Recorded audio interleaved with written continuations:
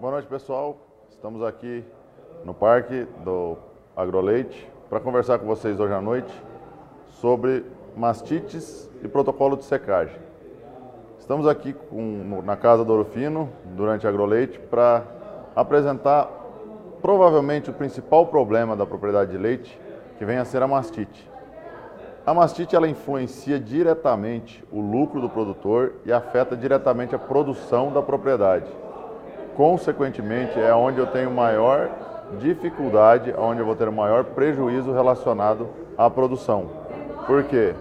Vacas que apresentam mastite são as vacas que vão dar a maior dificuldade, ou seja, vão ter a predisposição a problemas maiores, aonde quebra de produção e a rentabilidade do produtor diminui muito. Quando falamos em mastite, devemos ter a noção de que 17 a 20% das vacas de leite no mundo apresentam mastite.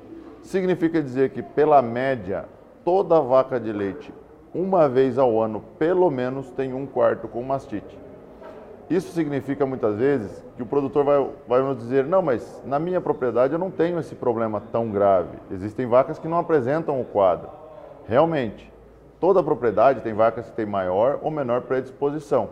Isso se dá pela defesa imunológica da vaca, mas, ao mesmo tempo, na mesma propriedade, eu posso ter vacas que apresentaram mais quadros de mastite no mesmo ano. Ou seja, eu tenho propriedades onde o problema é mais grave ou menos, mas, na média, 17 a 20% das vacas no mundo apresentam quadros de mastite. Caso vocês tenham alguma dúvida, alguma pergunta, aqui embaixo vocês podem fazer um questionamento que estaremos respondendo o mais rápido, mais breve possível. Outra questão interessante é 25% do prejuízo relacionado com mastite, muitas vezes ele não é notado. Por quê? Altera-se a composição do leite, ou seja, diminui-se teores de gordura, lactose, caseína e, consequentemente, temos um aumento das células somáticas, a famosa CCS. Muitos produtores têm o seu quadro agravado pela questão da CCS, aonde ele ganha uma bonificação se a CCS estiver em níveis adequados ou em níveis aceitáveis pela indústria. Por quê? Um leite que tenha aumento de CCS, 70% do prejuízo está relacionado a isso. Quando olhamos para a mastite, temos que ter a ideia que são dois quadros distintos. Temos mastites clínicas e mastites subclínicas. 70% do prejuízo do produtor está relacionado com a mastite subclínica, ou seja, são alterações na composição que não são visíveis a olho nu. Muitas vezes essas alterações, o produtor vai ser penalizado pelo laticínio, pela indústria, por entregar um produto de qualidade inferior. O problema é as mastites clínicas, aquela que nós vemos, elas representam apenas 30% do prejuízo. Muitas vezes o produtor gostaria de economizar ou pretende economizar no tratamento. Quando olhamos os custos de tratamento, o custo que o tratamento influencia na mastite é apenas 8% do custo total. O descarte de leite são outros 8% e morte e descarte prematuro dos animais representam 14%. Por quê?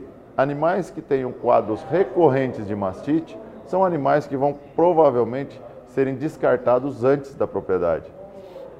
Esses quadros representam, quando olhamos para o quadro visível, que é a mastite clínica, eles são apenas 30%.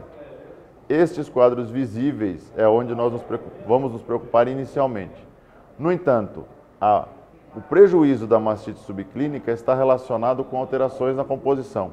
Aqui os senhores podem observar uma tabela onde um leite normal, na coluna 2, frente a um leite com aumento de CCS, que seria um aumento que seria considerado o quê? Acima de 200 mil células. Já temos uma alteração significativa no leite. Observem, por exemplo, teores simples como lactose, é uma diminuição de 10%. Caseína, que é um componente importante do leite, temos uma diminuição de praticamente 20%, 18%. Reparem o cálcio, que é a última linha. Nós temos só 1/3 do teor de cálcio que teria um leite normal frente a um leite com CCS elevado. Ou seja, o leite com o CCS aumentado, ele é um leite totalmente diferente de um leite que o laticínio deseja beneficiar e que vai causar uma diminuição, uma redução no tempo de exposição do produto, que a gente chama de tempo de prateleira. Consequentemente, é um produto que vai ser pago diferenciadamente. Por isso, nós temos que ter a noção de que desejamos entregar um leite de qualidade. Leite de qualidade influencia a célula somática. A célula somática faz parte da qualidade do leite. Quando olhamos células somáticas, muitos produtores obtêm apenas o resultado do CCS de tanque. O CCS de tanque nos ajuda a ter uma ideia da condição sanitária desse rebanho. O CCS de tanque, por exemplo, temos uma tabela aqui, onde um CCS de 200 mil nós temos 6% dos quartos infectados. Se nós levamos esse CCS para 500 mil, nós temos 16% de quartos afetados, mas já perdemos 6% de produção. Se olharmos essa tabela, o que chama a atenção? Poderíamos produzir até 6% a mais com a mesma vaca, o mesmo manejo, a mesma nutrição, apenas reduzindo-se a CCS. Não é um trabalho simples, porém é um trabalho que deve ser feito com consciência. Se não tivermos consciência desse problema, podemos olhar uma tabela como essa e simplesmente achar a produção normal. Mas, se tivermos a bonificação somada à perda de produção, é aí que está o lucro do produtor. Voltando à tabela, olhamos novamente a tabela de 500 mil e 1 milhão. Se olharmos a linha de 500 mil para 1 milhão, nós temos um aumento na porcentagem de quartos infectados, ela dobra, de 16 para 32. O número de 500 mil para 1 milhão também dobra. No entanto, a perda de produção, ela aumenta em 3 vezes. Nós temos, em vez de um animal produzindo, 18% a menos. Poderíamos produzir 20% a mais desse animal ou desta propriedade, reduzindo-se as células somáticas de 200 mil para 1 milhão. Perdão, de 1 milhão para 200 mil. Essa redução é significativa no ganho de produtividade da propriedade. É aí que está o lucro do produtor. O produtor precisa enxergar essa necessidade para poder trabalhar conscientemente com células somáticas. Quando vamos para o impacto da mastite na propriedade, aí nós temos quadros muito distintos, onde existe uma redução na vida útil das vacas, ou seja, um descarte prematuro. Vacas que apresentam 3 ou mais casos de mastite na mesma lactação, elas são vacas que devem ser olhadas com mais atenção na secagem. É uma vaca que vai apresentar uma possibilidade de descarte anterior a uma vaca que tenha menos casos. Mastite tem a capacidade de ter um aumento na mortalidade. Em torno de 2 a 3% dos casos de mastite podem levar a óbito, podem evoluir a óbito. São bactérias que normalmente classificamos como ambientais. São bactérias que estão presentes no intestino da vaca. Essas bactérias, uma vez presentes no úbere, se não tratadas adequadamente, causam uma agressão tão profunda que pode levar a óbito. Outras bactérias podem diminuir a produtividade. Essa redução de produtividade é devido principalmente ao aumento das células somáticas, que normalmente classificamos essas mastites como mastites contagiosas, ou seja, as mastites que advêm do contato com o equipamento ou com o ordenhador. Então nós temos quadros muito semelhantes, porém com origens distintas e modos de tratamento distintos. Devemos observar, contudo, que o custo no tratamento de mastite, muitas vezes, como apresentado no slide anterior, ele é extremamente significativo. Olhando o slide de custos, podemos observar que um custo como manejo extra, nenhuma propriedade faz esse custo.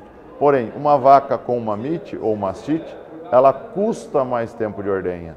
Ela vai levar mais tempo para ser ordenhada, consequentemente eu tenho um desgaste maior do material, do equipamento. Consequentemente, isso deve ser levado em conta. O descarte de leite, esse é o ponto crucial. Por quê? Uma vaca que vai descartar no período de tratamento 200, 300 litros, deve ser tratada diferenciadamente do que uma vaca que vai ter um descarte menor, por exemplo, de 50, 100 litros. Não podemos observar o mesmo tratamento para vacas distintas. Mastite é uma enfermidade que tratamos muitas vezes o indivíduo dividido em 4. Por quê? Os quartos são individualizados, então nós temos possibilidade de calcular o descarte, porque o leite dos 4/4 vai ser descartado, sendo que apenas um está afetado. Quando olhamos o custo, produtos e visitas de veterinários também são olhados com custo alto. Porém, são necessários e vão nos ajudar muito a identificar os casos e tratá-los o mais adequadamente possível. Vacas com produções diferentes, níveis genéticos diferentes, avaliações diferentes devem ser tratadas diferentes.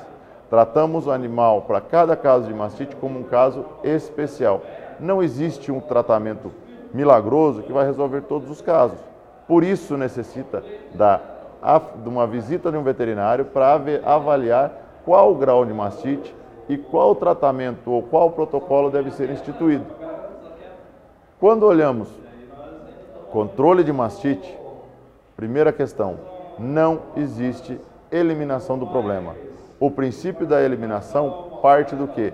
Devemos eliminar o problema o mais rápido possível. O problema deve ser eliminado, porém, deve ser acompanhado. Para eliminar o problema, a utilização de bisnagas, como o nosso Ciprolac, é extremamente necessária.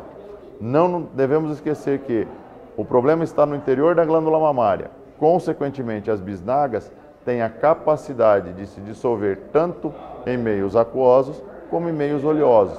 Por isso, nós temos a utilização de bisnagas e não de princípios ativos injetáveis dentro do peito da vaca.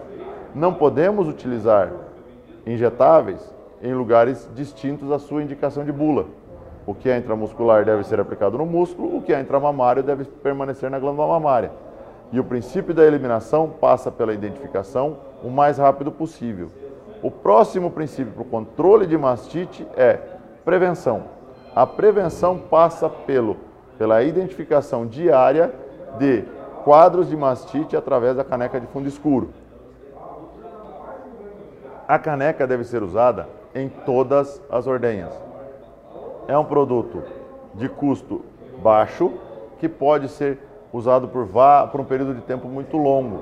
Então, consequentemente, a prevenção passa por identificação dos casos o mais rápida, o mais breve possível. Mas o que eu considero mais importante no controle da mastite se chama monitoramento. Anotar dados. Para poder controlar a mastite em uma propriedade adequadamente, o monitoramento é indispensável, ou seja, saber qual vaca teve mastite, por quanto tempo foi essa mastite, qual foi o grau dessa mastite, qual o protocolo que eu instituí e qual o resultado desse protocolo. Se um animal apresentar quadros de mastite seguidamente, com espaço de tempo muito encurtado, algo menor do que 3 semanas, nós podemos considerar que são casos, não casos novos, mas são casos recorrentes. Muitas vezes, a falha na eliminação, no mau uso de antibióticos, causa seleção bacteriana. Essa seleção leva a uma maior resistência aos antibióticos. Ou seja, o mau uso de uma bisnaga pode causar um problema maior do que o benefício que ela traz quando usada de maneira correta. Devemos levar o monitoramento muito a sério, porque se não tivermos dados anotados, não conseguimos averiguar taxas de tratamento acima da taxa de tratamento. Quantas vacas estão sendo tratadas? Mas qual é a minha taxa efetiva de cura? Quantos problemas eu estou resolvendo com o protocolo? Porque se eu não conseguir resolver os problemas, está na hora de eu mudar meu protocolo. Mas para saber isso, eu preciso ter anotados quais são as minhas taxas. Sem anotação, eu não consigo fazer esse tipo de trabalho. Quando eu olho para a mastite, eu tenho que ter em mente o quê? Mastite é uma doença inflamatória. Essa foto caracteriza muito bem os quadros de mastite. Por quê? É uma doença inflamatória. Toda doença inflamatória tem edema, aumento de temperatura, dor, avermelhamento e perda de função. Todos esses 5 pilares da inflamação são visíveis nessa foto. O animal está com edema, que é o aumento de volume. É claro e evidente o aumento de temperatura nessa glândula. Além de tudo, apresenta um quadro de dor, porque não está deitada adequadamente, da maneira correta. Apresenta um avermelhamento, que na foto é bem visível, e o que vai sair dessa glândula não é leite. Consequentemente, o órgão perdeu sua função. Perdendo a sua função, ele perde seu valor econômico. Não tratado adequadamente, esse animal corre o risco de ir a óbito. Quando olhamos para diagnóstico de mastite, os principais são caneca de fundo escuro, deve ser feita toda ordenha. Se são uma, duas ou três ordenhas, não vem ao caso, mas toda a ordenha, antes do início da ordenha, deve ser realizado um teste de caneca para averiguar a qualidade do leite que essa vaca está produzindo. CMT, que é o teste da raquete, este deve ser feito uma vez por mês, pelo menos, para averiguar qual é o nível de células somáticas que apresenta essa glândula. Exame clínico, averiguar se a vaca tem um aumento de temperatura local, ou se o aumento de temperatura sistêmico, se eu tenho uma conformação adequada dessa glândula, ou se ela está, vamos dizer assim, desbalanceada, com um peito mais inchado do que o outro. E a avaliação dessa secreção. Por quê?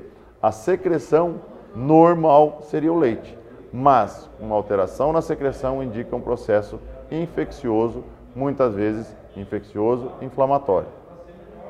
Quando olhamos para as classificações de mastite, elas são sempre aos pares. A primeira classificação que nós temos é a mastite clínica e a subclínica. Para facilitar o entendimento dos senhores que nos assistem, a mastite clínica é aquela que eu vejo na caneca de fundo escuro. Ela é rapidamente detectável porque altera-se a composição, as características do leite. Eu tenho presença de grumos, eu tenho presença de coágulos, posso ter presença de pus. A mastite subclínica, por outro lado, a composição aparentemente está normal, mas o uso de um detergente que vai me provar a presença de células mostra que eu tenho um aumento de celularidade nesse leite. Então essa é uma mastite subclínica, onde não tem uma alteração visível num primeiro momento. Eu preciso de um auxílio para reconhecê-la e para poder realmente tratá-la adequadamente. Se eu não tiver essa classificação bem estabelecida, eu começo a fazer confusão, porque nós temos a próxima classificação, que seria a classificação entre contagiosa e ambiental. Muitas vezes o produtor, alguns classificam como clínica, subclínica, outros como contagiosa ambiental. Produtores que estão iniciando na atividade, às vezes apresentam uma dificuldade ou têm uma necessidade que seja explicado que o que normalmente é clínico, muitas vezes é ambiental, na maioria das vezes. O subclínico é contagioso. Quando falamos em ambiental, vem logo na cabeça uma alteração drástica na característica do leite. Consequentemente, são bactérias mais agressivas para a glândula mamária. São as bactérias que matam. As bactérias da mastite subclínica ou contagiosa, eu costumo dizer que essa não mata, mas aleja. Se eu tenho uma mastite contagiosa, eu tenho que ter condições de averiguar a necessidade aonde eu vou trabalhar.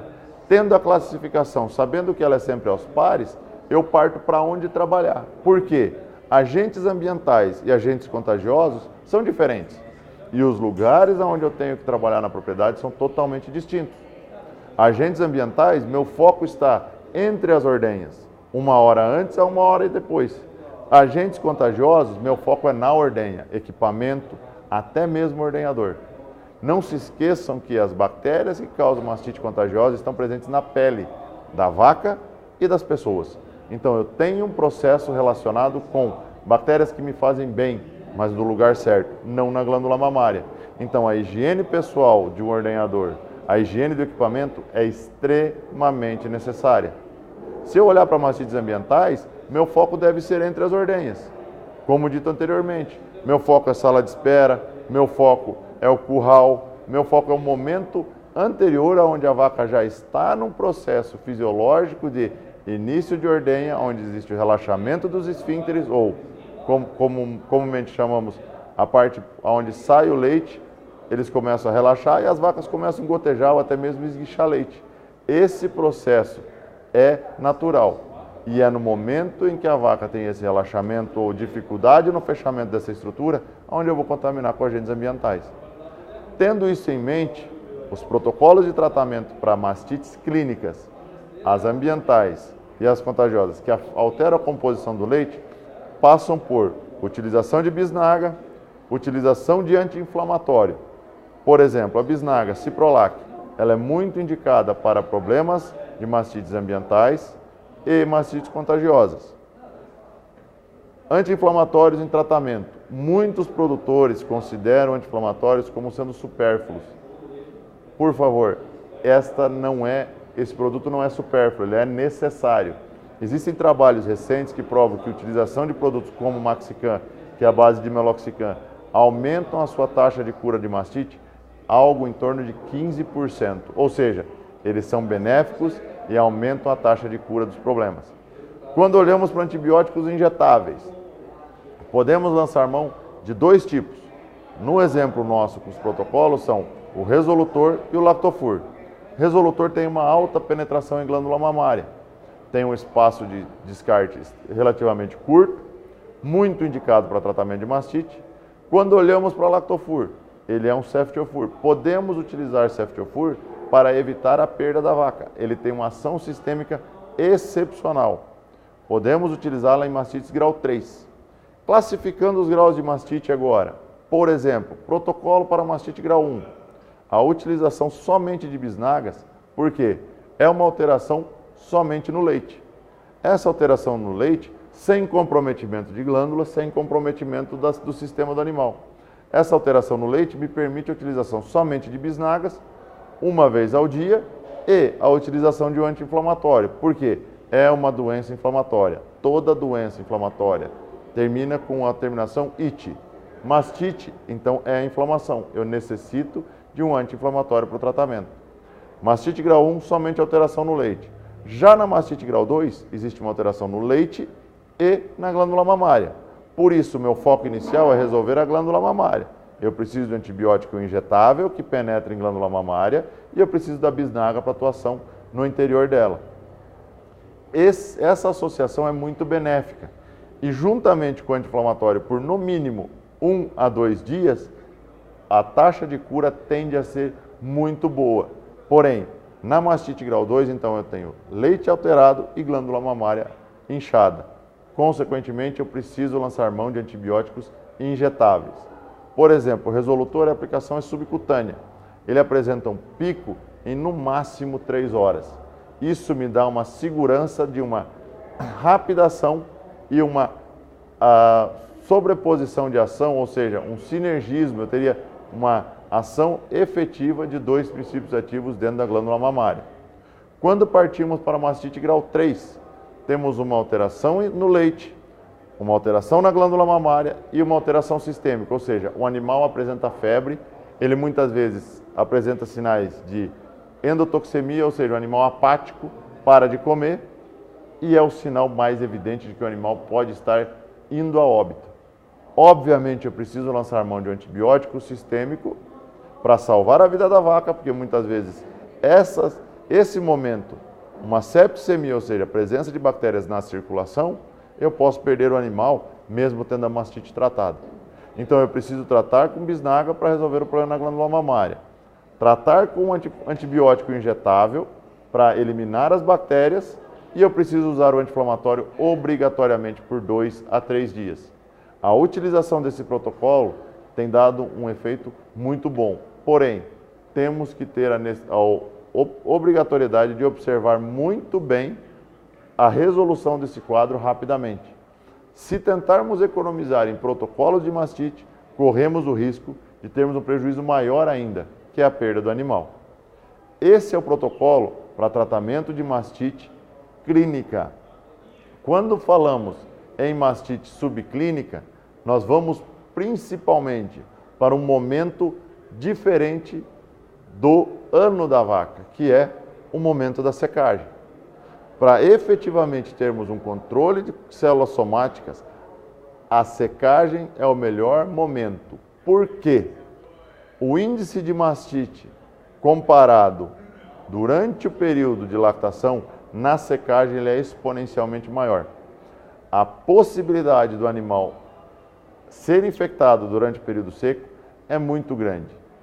Os 2 períodos cruciais são final da lactação e logo no pós-parto.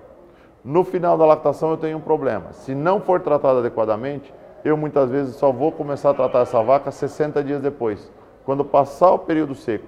Esse tempo que eu deixo de fazer alguma coisa, de tomar alguma atitude frente à mastite, eu posso perder muitas vezes 1/4. E perder é nunca mais haver produção nele. Se eu não tratá-lo adequadamente ou tratá-lo de forma equivocada, no início da lactação eu vou ter quadros de mastite, que é onde a vaca apresenta o seu pico de produção. O pico de lactação pode estar comprometido, consequentemente a lactação da vaca daquela lactação está comprometida. Eu costumo dizer que o período seco é um período essencial. Por quê? É onde estaremos fazendo uma revisão de toda a fisiologia da glândula mamária. Porque temos que entender que o período seco se resume a 3 fases. As fases são involução ativa, onde o produtor vai ainda ver essa vaca com produção de leite. Marcelo, eu seco uma vaca, ela não para de produzir. É óbvio, não existe nenhum botão, nenhuma torneira que eu possa fechar na vaca para ela parar de produzir leite. Essa perda de produção vai acontecer, ou essa parada vai acontecer em torno de 14 dias depois do início do período seco. A involução constante, ou seja, o período efetivamente seco, que é onde não existe produção, a glândula apresenta-se totalmente involuída. E eu tenho o início da lactação, que se dá nos últimos 15 dias, que é quando o produtor observa e diz: essa vaca está prestes a parir. Esse prestes a parir se deve ao início da colostrogênese. Então eu necessito dos 60 dias, porque os primeiros 14 dias são fixos e os últimos 14 dias, que estão em vermelho, esses dois períodos, eles são controlados por hormônios. Não existe como eu interferir diretamente neles. A involução constante, se eu aumentar ou se eu reduzir meu período seco, é onde eu vou reduzir o período. Se eu aproximar demais o período seco, encurtando ele, eu tenho pouco tempo de renovação de células. E quando eu olho para a suscetibilidade de mastite, é óbvio que o gráfico me mostra a suscetibilidade é maior quando eu tenho presença de leite. A presença do leite é a que me dá uma maior suscetibilidade. Por quê? As bactérias necessitam de alimento. O alimento para as bactérias é o leite que está presente na glândula mamária.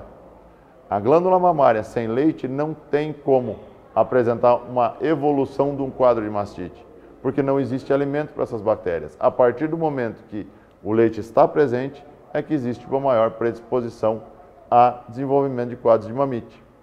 Então, se eu entender isso, aí vem a próxima pergunta. Então, por que acontecem novas infecções no período seco? As infecções no período seco, elas normalmente vão ser visíveis quando a vaca voltar à produção. Ou com peito perdido, ou com uma menor produção, ou com uma qualidade de leite ruim. Por quê? Vários são os motivos. O primeiro deles, existe um aumento na pressão interna desse úbere. O úbere aumenta a sua pressão porque eu simplesmente paro a ordenha. E continua-se a produção, mas a ordenha é interrompida. Próximo ponto, a formação do tampão de queratina. O tampão de queratina, produtor de leite que já atendeu um parto ou foi recolher o colosso de uma vaca recém-parida, é aquela ponta de agulha que fica na entrada do canal do teto, que vai impedir a penetração de bactérias causadoras de mamite. Só que esse tampão demora 1 a 2 semanas para formar. Esse tampão, muitas vezes, em vacas de alta produção, a maioria não chega nem a formar. Por quê? Essa vaca está exaurida, apresenta uma fisiologia totalmente voltada à produção, que ela não consegue mais nem formar esse tampão de queratina. Ou seja, ela vai se apresentar desprotegida durante todo o período. Outra questão, aumento na contaminação da extremidade dos tetos. Por quê? Simplesmente porque é parado de fazer o pós-dip. Simplesmente não se faz mais a limpeza diária desses tetos, consequentemente eu tenho um aumento na contaminação. Essa vaca, no momento da secagem, é colocada num pasto próprio para vaca seca e, consequentemente, não é mais limpo esse teto. Aumenta a contaminação e, se o tampão de queratina não for formado, a contaminação provavelmente vai acontecer. Outra questão, uma menor capacidade da resposta imune. Por quê? Diminui-se a continuidade na produção. Não entra mais leite nessa glândula mamária. Não entrando leite, se esse leite não entra, quer dizer que as imunoglobulinas, os anticorpos que iriam proteger essa glândula mamária, também não vão mais conseguir entrar na glândula. Consequentemente, a resposta imune da vaca está deficitária. Temos que ter isto em mente, que é este o motivo pelos quais vacas apresentam infecção no período seco. Quando olhamos esse gráfico em questão, o que mais nos chama a atenção, a maior incidência de mastite são nos primeiros 2 meses de lactação. Se olharmos o gráfico em vermelho, são as infecções provenientes do período seco. Até o 5º mês de lactação, temos algumas mastites que ainda vêm do período seco. É um trabalho relativamente Não tão novo, mas muito válido. Por quê? Boa parte dessas infecções são de origens ambientais. Ou seja, muitas vezes aquela vaca que apresenta um quadro de mastite ambiental lá no segundo mês de lactação, nós vamos acusar o dia de ontem.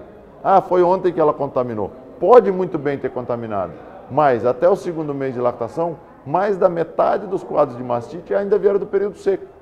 Ou seja, um período seco mal conduzido, mal iniciado, vai comprometer a produção do ano inteiro da vaca. Vaca de leite, período seco, na minha concepção, é um período de preparação.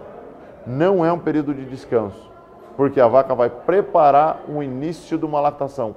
Ela vai iniciar a sua lactação no momento em que eu seco ela. Se eu não tiver essa consciência, eu olho para o período seco como sendo um período qualquer. Se eu olhar o período seco como preparatório, eu vou começar a tratá-lo diferente. Quais são as vantagens do tratamento vaca seca? A principal delas é a maior taxa de cura das mastites. Taxa de cura na lactação gira em algo em torno de 70% na melhor das hipóteses. Se muito, chegamos a 75% na média. Outra questão, os antibióticos são de longa ação e alta concentração. Por quê? Nós não temos problemas relacionados com descarte. A vaca está seca, então esse leite não vai ser mais produzido. Consequentemente, o produto vai se manter por um longo tempo dentro da glândula mamária. Quando olhamos ainda, a vantagem do tratamento é a diminuição de novas infecções no período seco. Afinal, eu coloco uma bisnaga vaca seca no interior da glândula mamária, as novas infecções provavelmente vão diminuir. Porque eu estou com antibiótico de alta concentração, amplo espectro e longa ação. Consequentemente, as bactérias que eventualmente estiverem dentro da glândula mamária vão ser eliminadas. Não se esqueçam que uma vaca que entrou no período seco, a vaca ideal, 305 dias de ordenha, se forem 2 ordenhas, ela foi desafiada no mínimo 610 vezes no ano todo. Consequentemente, eu tenho uma possibilidade de infecção muito grande. A possibilidade de eu ter uma bactéria no momento da secagem e ela não se mostrar naquele momento, mas vai fazer o estrago durante o período seco, é aí que eu preciso pensar no vaca seca. O vaca seca vai fazer com que inicie-se uma produção de maneira adequada. Próximo ponto. Tratamento vaca seca reduz a incidência de mastite clínica no pós-parto. Isso se deve ao fato do que nós estamos trabalhando com uma vaca recém-parida, onde o protocolo vaca seca bem conduzido fez uma limpeza, ou seja, iniciou um processo num ambiente estéril, um ambiente sem bactérias, um ambiente limpo e, consequentemente, a incidência dessas mastites clínicas no pós-parto imediato é menor. Eu preciso ter essa ideia porque, quando eu olho um protocolo de secagem, ele inclui uma bisnaga vaca seca e um selante. A bisnaga vaca seca é a primeira aplicação, que é, por exemplo, o Ciprolac vaca seca. Quando eu olho para uma bisnaga vaca seca, eu tenho que lembrar sempre o quê? A bisnaga é para o peito da vaca, é para o úbere. No caso da Ciprolac vaca seca, são 400 mg de ciprofloxacina, atuam no período seco, tem uma ação prolongada e trata a mastite subclínica. O tempo de ação do Ciprolac vaca seca são 59 dias. Age dentro da célula e vai agir somente nas células bacterianas, não na célula do animal. Quando olhamos o gráfico de concentração, é aí que nos permite afirmar que o período de ação são 59 dias, ele mantém-se acima da concentração inibitória mínima até os 59 dias do período seco. Por isso, hoje nós temos segurança em afirmar que é o protocolo que melhor atende um período seco ideal, que seriam de 60 dias. Quais são as características? É uma fluoroquinolona de terceira geração, ou seja, é um princípio ativo moderno. Inibe é uma atividade biológica intracelular, vai trabalhar dentro da bactéria. Podemos associar com antibióticos sistêmicos. O antibiótico sistêmico injetável, por exemplo, em forte PPU, ele deve ser feito juntamente com a bisnaga. Lembre sempre, quando eu aplico antibiótico na vaca, o antibiótico só vai para o úbere se houver leite penetrando nesse úbere, se ainda houver produção. No meio do período seco, Não adianta fazer mais antibiótico injetável, porque o antibiótico não vai chegar na glândula mamária, mas no início é extremamente viável. E o anticiprolac vai atuar por todo o período seco. O próximo produto, também importante para o protocolo, é o selante. O nosso selate, por exemplo, é uma bisnaga, é uma coisa muito simples, porém muito eficiente. Quando olhamos o selante, essa imagem que os senhores veem na tela aí, é uma imagem de uma radiografia digital do nosso selante em uma vaca com aproximadamente 30 dias de seco. Ele reduz em 82% novas infecções. Selante não age em cima de bactérias, só impede a entrada delas. É uma ideia simples e muito eficiente. O selante de tetos deve ser utilizado com antibiótico, ou seja, antibiótico é para a glândula mamária, selante é para o teto. Antibiótico trata uma infecção existente, selante impede a entrada de novas infecções na glândula mamária através do teto. A infusão do selante permanece por até 100 dias. 100 dias porque foi o limite do teste. O selante nada mais é do que principal componente dele, subnitrato de bismuto, que é um metal inorgânico e inabsorvível. A vaca não vai absorver selante, não vai ser intoxicada, não vai haver nenhum problema relacionado com ele, porque ele vai permanecer inerte, ele só vai ser absorvido diluente, que é um óleo vegetal. O selante em si, os metais permanecem no teto, como estou mostrando na imagem para os senhores. O selante interno de teto, então, ele é uma pasta inerte, vai fazer a função do tampão de queratina no momento da secagem. Ou seja, vacas que não formam o tampão vão ter o tampão a partir do primeiro dia de secagem. É extremamente interessante. Não age contra micro-organismos, ele não mata bactérias, apenas impede a entrada das mesmas. Permanece no teto até o final do período seco, só não fazer pressão nesse teto. E o mais importante, pode até mesmo ser removido pelo bezerro. Preferencialmente, a gente diz que o ordenhador deve removê-lo. Por quê? É importante o ordenhador removê-lo para provar a persistência desse selante no teto durante todo o período seco. O selante é uma pasta branca. O importante, se vai começar a utilização do selante, nunca usou, anota a vaca. Por quê? Num primeiro momento, a consistência é diferente do leite e é diferente de mastite, mas sai uma pasta mais grossa. Pode ser confundida com mastite, mas não é causador disso. É apenas um bloqueio da entrada do teto para evitar o quê? A incidência de mastite. Quando olhamos o resumo do protocolo de secagem, a taxa de cura média é 78% utilizando só vaca seca. Só que a taxa de novas infecções se dá em torno de 13% a 25% dos animais. Quando utilizamos selante, a redução é de 25% no risco de novas infecções. Além disso, eu tenho um risco de quase 30% menor do desenvolvimento de mastite clínica no pós-parto.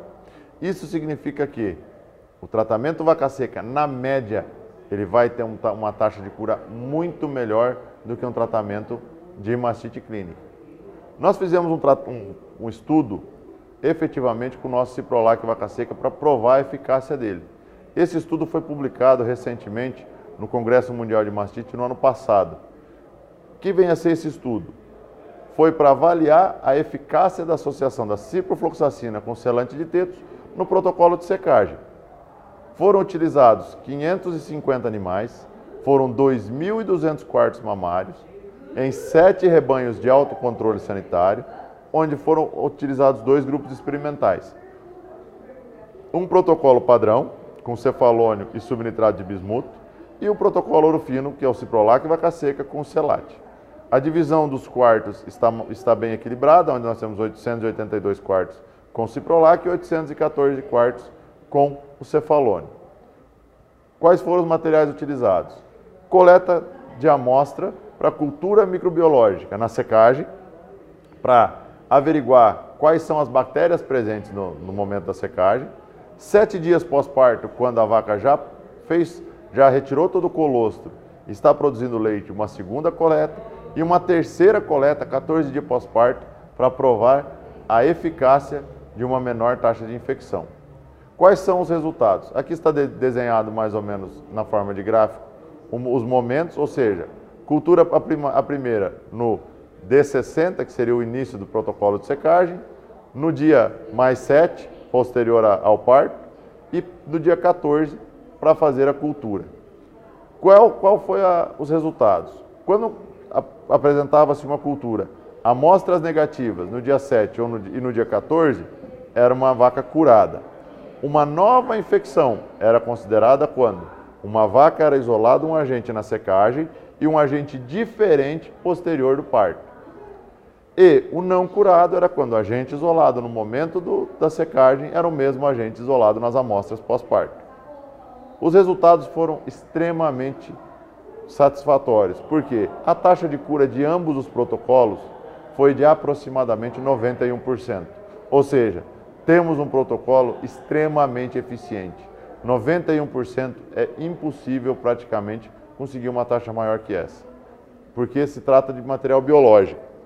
O que nos chamou a atenção foi as novas infecções em relação ao protocolo Ouro Fino foram 35% menores. Ou seja, estatisticamente os animais se mantiveram saudáveis na segunda coleta, 14 dias pós-parto, na utilização do protocolo Ouro Fino. Consequentemente, temos animais mais saudáveis, menos infectados e que vão apresentar excelentes resultados para o início da produção. O que nos chama a atenção é 35% menos novas infecções no pós-parto. Isso foi excepcional, é estatisticamente comprovado e esse trabalho está sendo até mesmo publicado numa revista internacional. O que devemos levar em consideração é, quando falamos em protocolo de secagem, essa bisnaga que está na frente de vocês aí, o nosso selante, ele é indispensável. É uma coisa muito simples, é uma seringa plástica, são 4 gramas e vai fazer a função do tampão de queratina. Vai impedir a entrada de novas bactérias. A indicação, ela é uma barreira mecânica, é uma proteção imediata, deve ser associada com ciprolac e vaca seca e todas as categorias que irão produzir leite podem receber, até mesmo novilhas.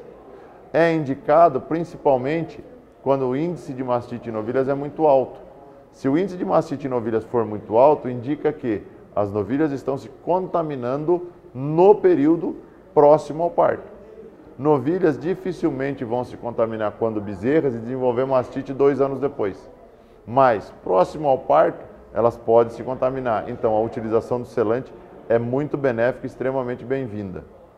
Aqui nós temos uma imagem do teto em questão com o selante com 30 dias de secagem, ou seja, vemos a silhueta do teto e nós vemos a composição do selante pegando praticamente toda a cisterna do teto dessa vaca. Esse selante mostra que temos uma eficaz cobertura, uma eventual penetração de bactérias aqui se torna quase impossível. Não é improvável, ela é improvável, mas nós temos uma garantia de que as novas infecções não irão ocorrer. O que eu preciso lembrar quando eu aplico um selante é a ordem, é a desinfecção, aplico ciprolac e vaca seca, faço a massagem para jogar o produto para a glândula mamária. Desinfeto novamente, coloco a bisnaga do selante no teto e faço um garrote, um torniquete na base do teto superior e aplico o selante.